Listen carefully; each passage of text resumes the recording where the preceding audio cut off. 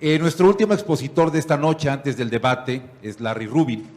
Larry Rubin, hablando de edades, tiene 42 años, es mexicano-americano, es egresado de la Universidad Anáhuac y tiene un historial interesante porque primero trabajó en el aeropuerto, después trabajó en Amway, después trabajó en Forever Living, fue líder de un grupo importante de vendedores y ha sido presidente de la Cámara Americana de Comercio, de la American Society y desde hace 12 años representante del Partido Republicano en México.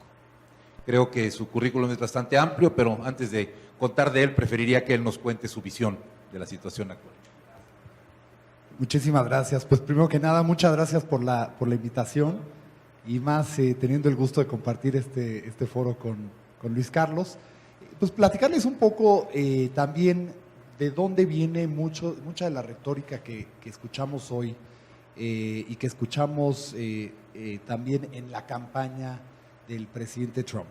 Definitivamente parte de ello, y voy a tomar el tema del comercio como uno de los puntos centrales, porque ahí tuve una experiencia personal que me enseñó parte de por qué el tema de comercio es visto en Estados Unidos como es visto. Porque lo que ha sucedido, ¿no? como paréntesis, es que el presidente Trump, para ganar esta elección, pues naturalmente lo que hizo, como la mayoría de los políticos hacen, es escuchar a su electorado. Y escuchó al electorado de una forma tal que no lo habían hecho otros políticos. Y el electorado le venía diciendo a los que querían escuchar, que no eran muchos en ese momento, pero sí lo hizo Donald Trump, fue que el comercio lo estaba perjudicando. Pero esta historia del comercio, del libre comercio, los está perjudicando, es algo que viene arrastrándose desde hace décadas. Desde que se firmó el Tratado de Libre Comercio en principios de los 90 y se llevó ya, digamos, a marcha el 1 de enero de 1994. Desde ese entonces, México y Estados Unidos empezaron a trabajar, ¿no?, en base a todo lo que quedó pactado en el tratado. Pero algo que no trabajaron conjuntamente es cómo cambiar percepciones en Estados Unidos.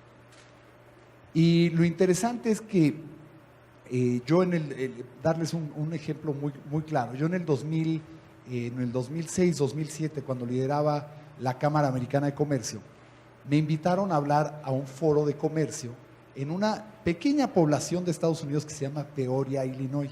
¿Alguno ha estado en Peoria? Ah, perfecto.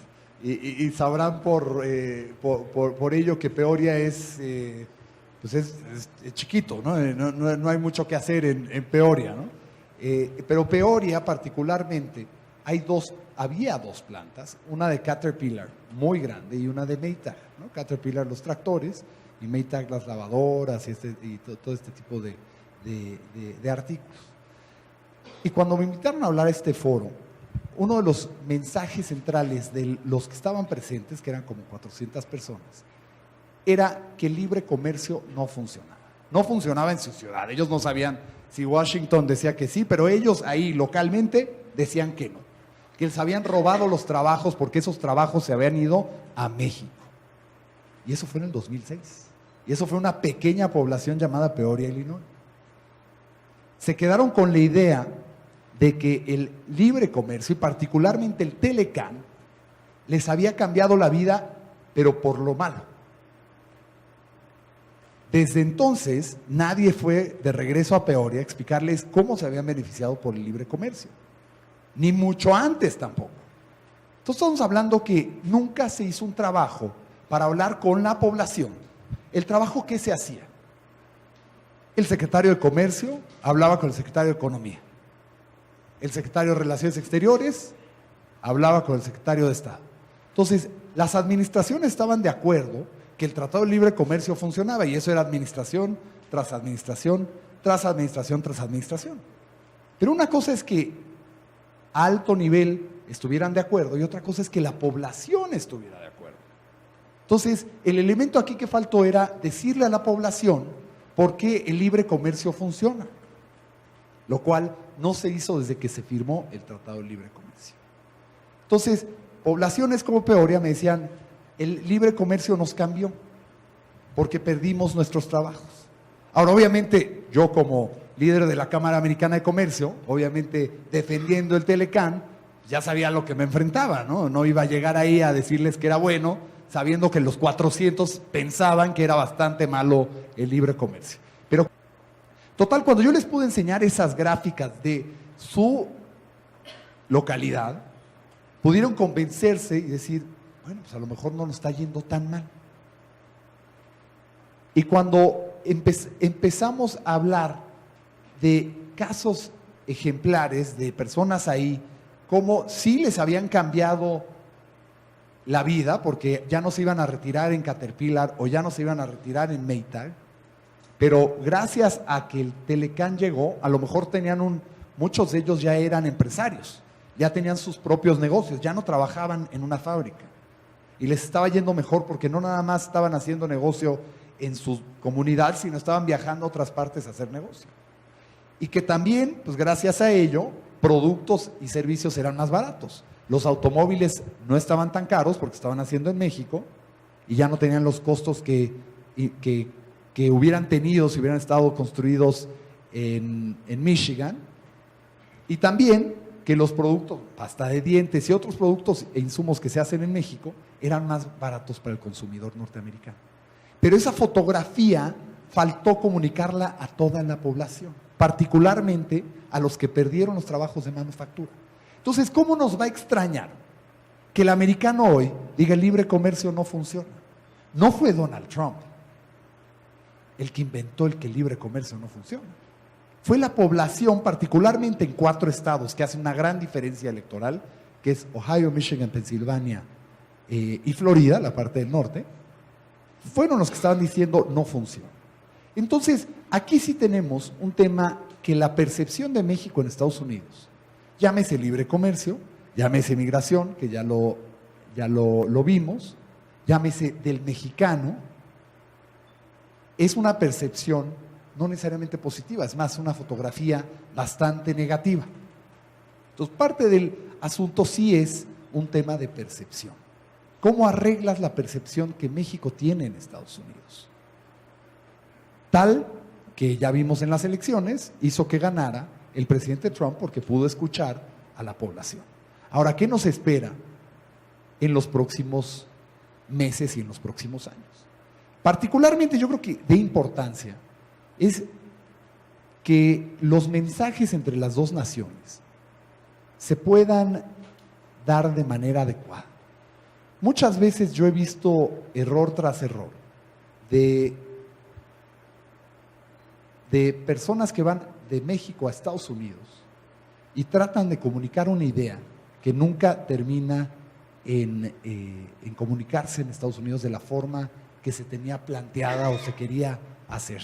Pero de igual forma pasa de Estados Unidos a México. Entonces, esta relación que Luis Calles, pues la verdad, Luis de la Calle lo mencionó muy bien, es una relación que los dos países se necesitan.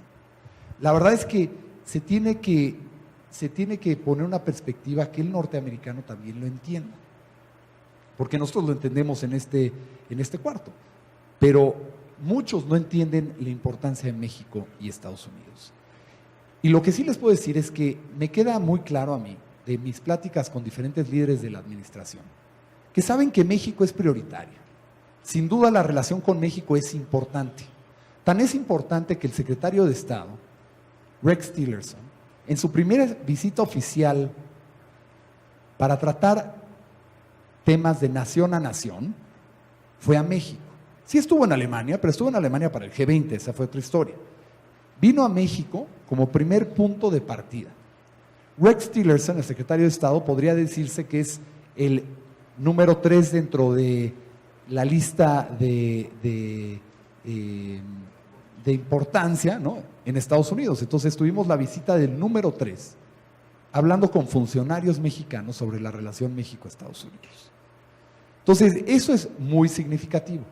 El hecho que gustó o no gustó que el presidente Trump haya venido como candidato a México, que fue el único país que vino ya como candidato y en visita oficial, también significa que el presidente Trump entiende la importancia de la relación.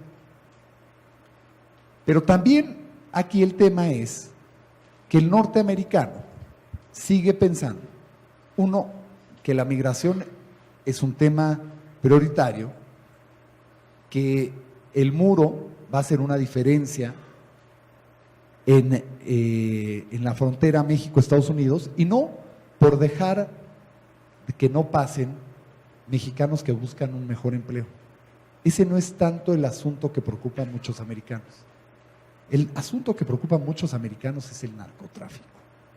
Entonces, en la lógica de muchos norteamericanos es que a través de una frontera porosa se pueden pasar, claro, mexicanos que van a buscar nuevas oportunidades económicas, pero en realidad se pueden pasar narcotraficantes y se pueden pasar, pues en un futuro podría ser, en la ideología norteamericana, terroristas, ¿no? Porque la verdad no sabes quién se cruza.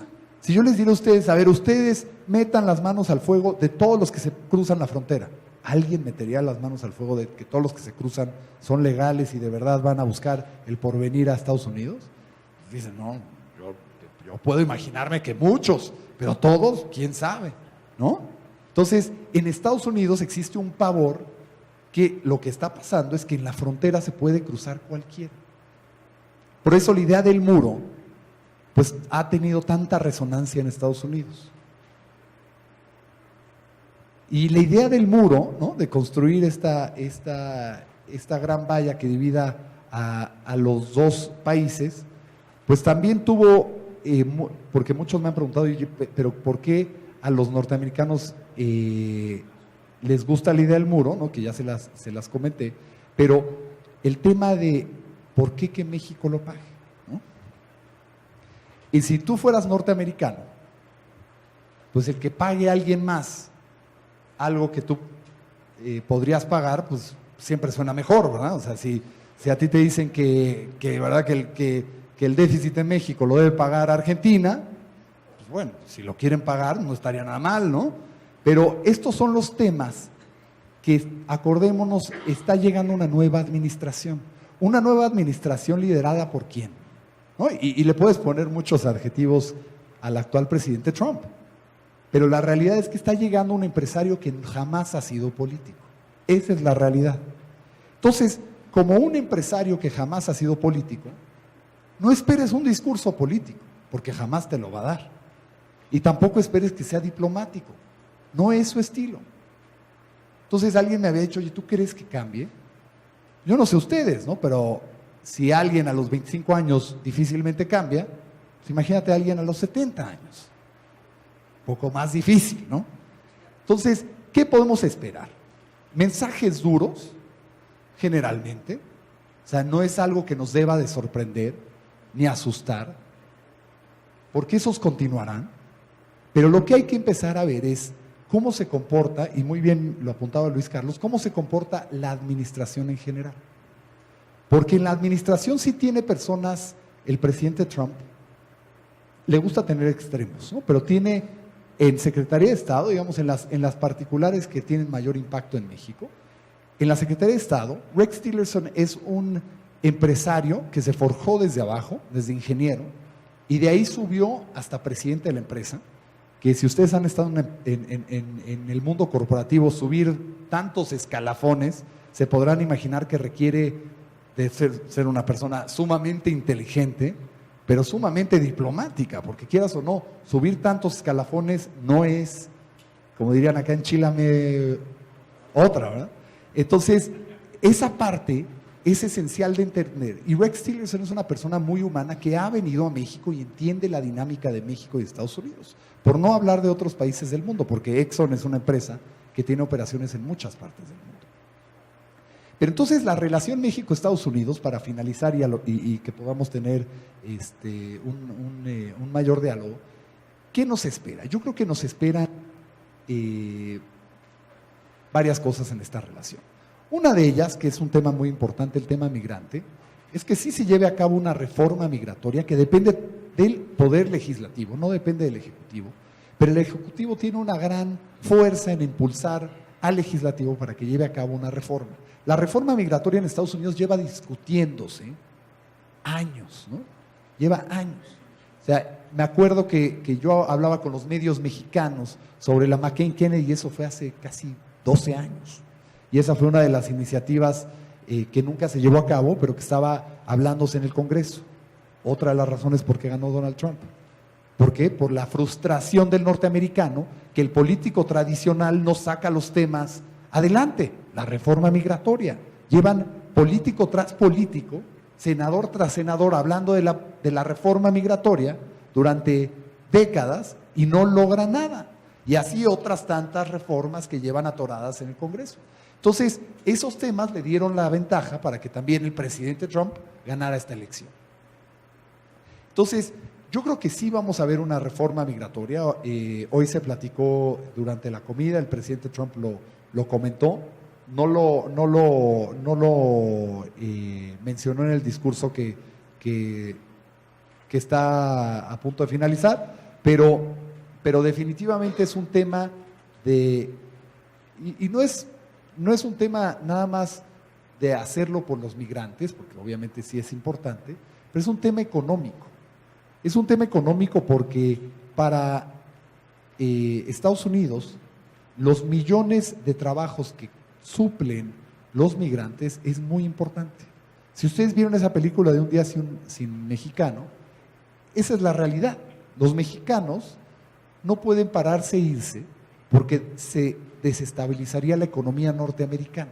Entonces, la idea de algunos críticos que dicen es que va a regresar a todos, es imposible, ¿no? Y al principio de la campaña, pues sí se dijo muchas cosas, pero la realidad hoy es muy diferente. Por eso cuando fue electo presidente empezó a hablar de deportar a los que tenían antecedentes criminales, ¿no? Y entonces esos de antecedentes criminales son 800,000 de todas las nacionalidades. Entonces, probablemente lo que veamos es sí que se deportan todos los que tengan un antecedente criminal, o sea, 800,000 a diferentes partes del mundo, pero no se nos olvide que Barack Obama, por más que les guste a muchos, Barack Obama fue el presidente que más deportó a migrantes que cualquier otro presidente en la historia de Estados Unidos. Entonces, con los millones que deportó Obama, comparado a 800,000, sí hay una gran diferencia. Pero llevar a cabo la reforma migratoria, ese sí va a ser un cambio radical en Estados Unidos. Y ese va a ser un tema que yo creo lo vamos a ver en próximos meses también como parte de esta agenda que tiene el presidente Trump. La renegociación del Telecán, sin duda, los 3 países se sentarán a renegociarlo, pero en la historia de los tratados en Estados Unidos es que tarda 18 meses desde que se sientan hasta que quedan todos de acuerdo, ¿no? Y se dan el tradicional handshake en Estados Unidos. Entonces, 18 meses que pasan varias cosas. 18 meses hay elecciones en México. Entonces, si hay elecciones en México, el próximo presidente o presidenta puede decir, pues no, yo no estoy de acuerdo, volvamos a empezar, ¿verdad? Pues es el nuevo presidente, pues puede decirlo, ¿no? Entonces, también hay un cambio legislativo en Estados Unidos, los midterms. Y no solamente eso, sino después de que hicieron el handshake, digamos que 18 meses, porque yo me gusta decir que la negociación del Telecán es como arreglar un coche en movimiento, o sea, está bastante más difícil. No es lo mismo que tengas el coche parado, ¿no? A que quítale y ponle piezas al coche que está moviéndose, ¿no? Entonces, el Telecán es eso, es un coche en movimiento. ¿Por qué? Porque ya hay gran experiencia y todo eso ya está funcionando, o sea, ya hay engranes que están funcionando y lo que no le funciona a Canadá, sí le funciona a México, lo que no le funciona a México, sí le funciona a Estados Unidos y lo que no le funciona a Estados Unidos, sí, ¿no? Entonces, es muy difícil, ya en un acuerdo de esta naturaleza, hacerle grandes cambios al Telecán. Vamos a ver introducciones importantes de capítulos, creo yo, si las 3 naciones se ponen de acuerdo, que sería el tema energético como un básico, ¿verdad? Porque el tema energético en México ya no es tabú, ¿no? Entonces, afortunadamente por la reforma energética, ese va a ser un tema yo creo que se va a poder insertar, aparte de lo que acaba de firmar el presidente Trump con respecto a los ductos de Dakota y los ductos de Keystone. Eso va a permitir que la región, América del Norte, se pueda convertir en una región energética que compita, la verdad, con la OPEP inclusive. Entonces, ese va a ser un capítulo interesante que probablemente se meta dentro del Telecán. El comercio electrónico va a ser otro capítulo necesario dentro del Telecán, porque en 1991, 92, pues el comercio electrónico era incipiente, era muy chiquito. No sé, se acordarán cómo te metías al internet en los principios de los 90, a través de un módem que hacía todo tipo de ruido, ¿se acuerdan? Y ese era como te metías al internet en ese entonces. Entonces, esos son algunos de los capítulos que van a tener cambios y probablemente otros en donde haya un acuerdo entre las tres naciones. Pero parte de todo ello entonces es, después de que llegan al acuerdo de los 18 meses, si requiere ratificación de Congreso, que es muy probable, la ratificación del Congreso en los tratados de Estados Unidos tarda más de 30 meses. Entonces, después de los 18 meses, que en mi particular punto de vista probablemente tarde más como 24, porque es por la complejidad que ya es un tratado en movimiento, va a llevar 30 meses más la negociación para ratificarlo. Y en esos 30 meses, pues obviamente hay más cambios políticos. Hay una elección en Estados Unidos, hay otro cambio legislativo en Estados Unidos. Saber que Estados Unidos entiende de la importancia, y no solamente geopolítica, de México. Y entendiendo la importancia de México, pues obviamente la relación de cómo está hoy, a próximos meses, se va a ir distensando. Sí hay temas álgidos, como siempre los habrá en una relación como la que es México-Estados Unidos, porque a mí me gusta decir que la relación México-Estados Unidos es muy diferente a la relación con Cuba, ¿no? Es más, la relación con Cuba probablemente es muy poca comparada a la relación con Estados Unidos. Pero no sé por qué, desde hace muchos años, la relación con Cuba siempre se le ha dicho a los hermanos cubanos, ¿no? A pesar de que la relación con los cubanos es muy poca, la verdad. La realidad es que la relación con Estados Unidos es de una sinergia tal que no tiene comparativo entre otras. La verdad, los verdaderos hermanos son los estadounidenses y los mexicanos, si tú te fijas. La interdependencia de un pueblo y del otro es impresionante, al igual que la interrelación entre los dos. Por darte un ejemplo muy claro, el Super Bowl. No les voy a preguntar cuántos lo vieron, porque como lo americano hoy no es tan popular, ¿verdad? Pero seguramente o eres 49er, perdón, o eres Falcons, o eres Patriot, ¿no? Pero particularmente en este evento, el evento cultural más importante de Estados Unidos, el alimento más consumido es el aguacate, el guacamole. O sea, es el producto mexicano. El guacamole. Entonces, ¿qué te dice? Esto te dice una interdependencia de las dos naciones impresionante. Y digo, caminas aquí 2 cuadras y también puedes ver mayor interdependencia entre las dos naciones. Eso no va a cambiar ni un presidente, ni un Congreso. Esa relación entre México y Estados Unidos va a continuarse dando por décadas y por más décadas, porque la vida de México y Estados Unidos están entrelazadas de una manera impresionante. Entonces, si les puedo dejar como último comentario es, estate tranquilo, la relación México-Estados Unidos no se va a acabar, no va a haber guerra entre México y Estados Unidos, sino se va a buscar un medio en donde los dos puedan estar de acuerdo. Va a costar trabajo, sí. Es difícil entender una u otra parte, sí. Pero de que se va a llegar al punto en donde haya acuerdo, definitivamente. Y con eso dicho, pues muchas gracias, Gabriel. Gracias, Larry.